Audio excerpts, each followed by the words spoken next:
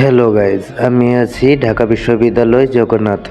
তো আমি এখানে কি করতে এসেছি চলুন দেখাই। এইগুলা যে দেখতে পাচ্ছেন কালারফুল লাইট, এগুলা কি দেখে মনে হচ্ছে মেলা, তাই না? কিন্তু আসলে না, এটা বড় একটা মাঠের মধ্যে শুধু প্রতিমা আর প্রতিমা, সরস্বতী মায়ের প্রতিমা, যেখানে আমরা সব সাবজেক্টের জন্য একটা প্রতিমা দিয়ে পুজো করি। এখানে প্রতিটা সাবজেক্টের জন্য একটা করে প্রতিমা আনা হয়। আছে না কোনো প্যান্ডেল, না কোনো রুলস, যে যার মতো করে মায়ের দর্শন করছে। সো গাইস, আমি সাজেস্ট করব জীবনে একবার হলেও এই জগন্নাথ হলে যান এই সরস্বতী পূজার দিনে।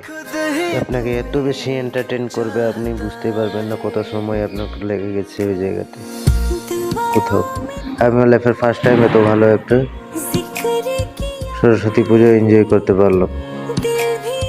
তো আশা করি আগামী বছর বা সামনের দিকে আবার যাওয়ার চেষ্টা করব। আর হ্যাঁ, যদি সুবিধা অসুবিধার কথাও বলতে যাই তাহলে অনেক বেশি ভিড় থাকে, আপনার পাড়া দেওয়ার মতো জায়গা পাবেন না, এটাই হচ্ছে এখানকার অসুবিধা। আর আরও অসুবিধা হচ্ছে মেলায় যে কাউকে মানে সময় লাগবে না, 1 মিনিটের মধ্যে হারিয়ে ফেলতে পারবেন।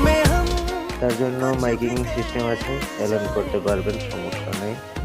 এই জায়গায় আপনার প্রবেশ করতে লাগে না কোনো সিরিয়াল বা কোনো টিকিট, আপনি আপনার ইচ্ছে মতো প্রবেশ করতে পারবেন। আবার না কোনো রুলস আছে ফলো করতে হবে, না কারো কথা মানতে হবে, আপনি বিন্দাস সময় কাটাতে পারবেন ভেতরে।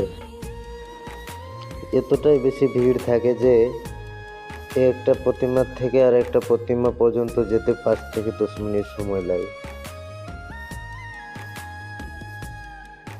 আর এমনকি আমরা পুরো প্রতিমাগুলো ঘুরে দেখতে পারিনি, শুধুমাত্র ভিড়ের জন্য। কমপক্ষে 2 থেকে 3 ঘন্টা দরকার পুরো প্রতিমাগুলো দেখতে। পুরো মাঠ জুড়েই তো প্রতিমা ঘোরা আছে। আশা করি আগামী বছর বা সামনের দিকে সরস্বতী পুজোয় দেখা হবে নিশ্চয়ই। তো এটা ঠিকানা হচ্ছে শাহবাগ, ঢাকা বিশ্ববিদ্যালয়, জগন্নাথ হল। So guys, thanks for watching. দেখা হবে নতুন কোনো ভিডিও নিয়ে, ততক্ষণের জন্য বাই, ভালো থাকবেন।